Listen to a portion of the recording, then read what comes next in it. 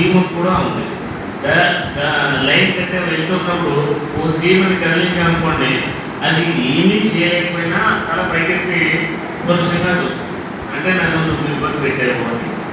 అంటే ప్రతి జీవికి ఆత్మవిశ్వాసం ఉంది, మనకి ఉంది. ఆత్మవిశ్వాసం అనేది ఆత్మజ్ఞానం ఉంటే కనుక ఆ మనిషికి ఆత్మవిశ్వాస గౌరవాన్ని తెచ్చిపెడుతుంది. ఎవరిలో ఆత్మజ్ఞానం లేదో వాళ్ళ ఆత్మవిశ్వాసం అహంకారాన్ని తెచ్చిపెడుతుంది. మీరు అహంకారంతో వ్యవహరిస్తున్నారా, మీరు గౌరవంతో కీర్తించబడుతున్నారా అన్న విషయం మీకు బాగా తెలుసు. కనుక ఆత్మజ్ఞానం అంటే ఏంటి? ఉన్నదంతా ఒక్కటే, అదే నేను.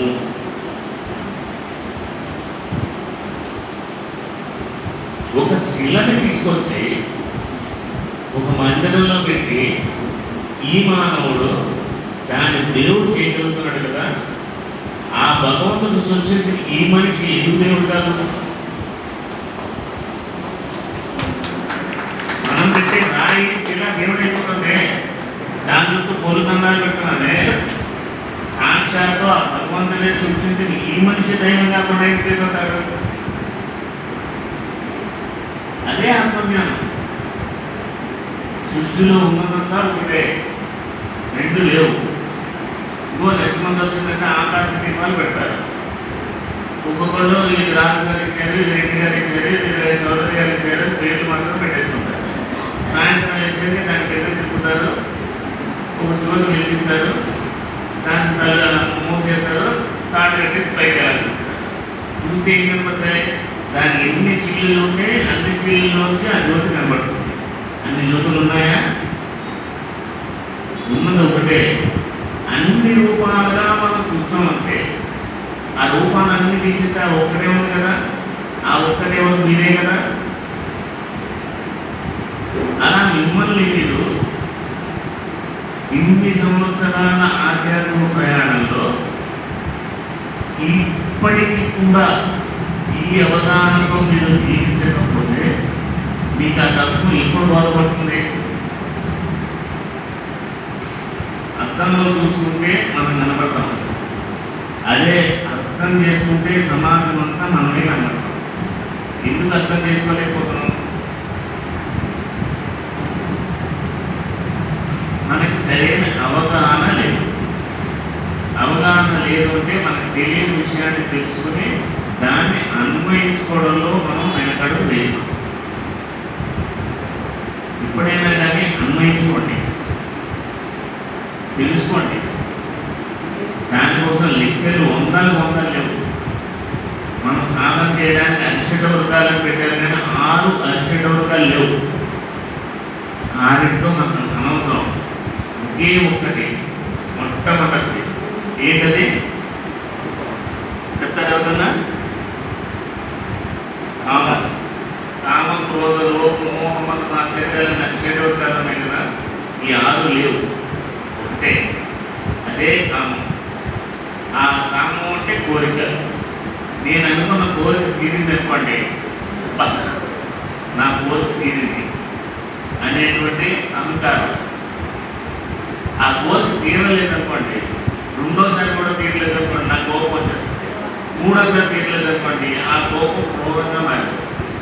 రెండవ అక్షర వర్గానికి కోరిక మొదటి కారణమా రెండవ కారణం పడింది. మూడేంటి? లోభ. ఎవరికైనా కోరిక తీరింది అనుకోండి, నాకు తీరకుండా వాడికి తీరిందే అన్న ఏడుపే లోపం అంటే. మోహం. ఒకసారి అనుకున్న కోరిక తీరింది, వదిలేసి కదా. ప్రతిసారి ప్రత్యేకంగా నాకే కోరిక తీరాలి, నా కోరికే తీరాలి అనేటువంటి దానికి పట్టుకుని వేలాడటమే మోహం అంటే. మనం నేను గెలిచాను, నేను అనుకున్న సాధించాను, నాకు అయింది అనేటువంటిది ఆ కోరిక తీరింది కాబట్టి మదం తీరింది. మదం అయితే కొట్టుకుంటున్నాడు రా అంటారు మన పెద్దలు. అంటే వాడి కోరిక తీరిన తర్వాత ఆ మదంతో కొట్టుకుంటాడు వాడు. మాత్సర్యం. అంతా నాకే కావాలి. వాటికి వచ్చింది, వాడి స్థాయికి నేనేంటి, వాడికి కాకుండా నా ఒక్కడికి వచ్చింటే బాగుండేది కదా. ఇదే ఆశ్చర్యం. సో వీటన్నిటిలోనూ ఉన్నదేంటి, ఒక్క కోరికను కనుక మీరు జయించగలిగితే ఎవరూ జయించలేరు. కోరిక పుట్టిన తర్వాత ఒక్క క్షణం ఆలోచించండి. కోరికను జయించడం అంటే ఆ కోరికని అర్థం చేసుకోవడం. ఒక్క క్షణం కనుక మీరు ఆగి ఇది ఇప్పుడు నాకు అవసరమా అని మీరు ఆలోచించుకుంటే మీ కోరికని మీరు జయించారు. జయించడం అంటే దాంతో పోరాటం కాదు, కోరికలతో పోరాటం ఏం కాదు, ఇంకా జరుగుతూ ఉంటాయి. ఆ వచ్చిన కోరిక ఏంటంటే అర్థం చేసుకోండి. ఇందువల్ల వచ్చింది, ఎవరి వల్ల వచ్చింది. ఇప్పుడు నాకు అర్జెంటుగా ఒక చైన్ కొనుక్కోవాలి అనిపించింది. ఎందుకు అనిపించింది నీకు? వేరే వాడి దాంట్లో చూసావో ఎవరింట్లోనో చూసి ఇలాంటిది కావాలని కోరుకుంటుంది. ఈ కోరిక నీలో పుట్టిందా, అవతల వాళ్ళైనా పోగానే చూసి పుట్టిందా?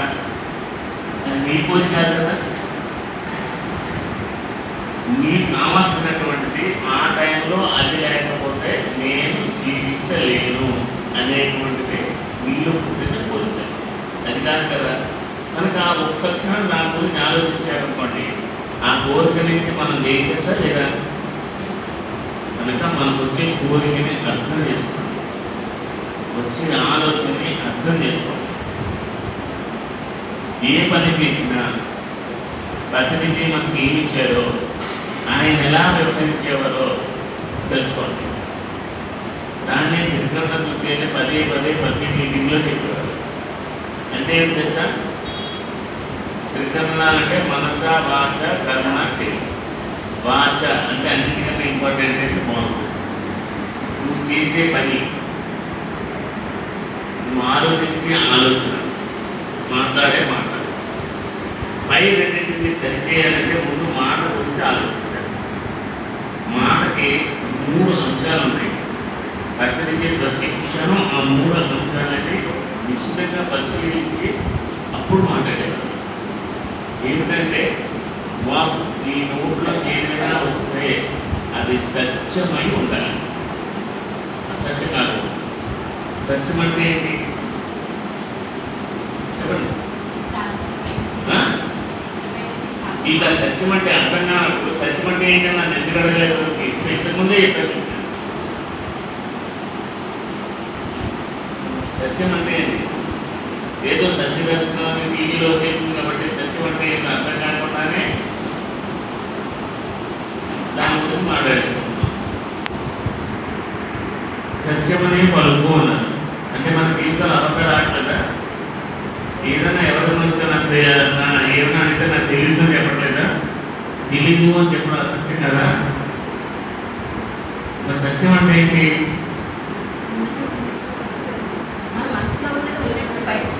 నీ మనసులో ఉన్నది అబద్ధం. నీ మనసే మిమ్మల్ని మాయ చేసేది.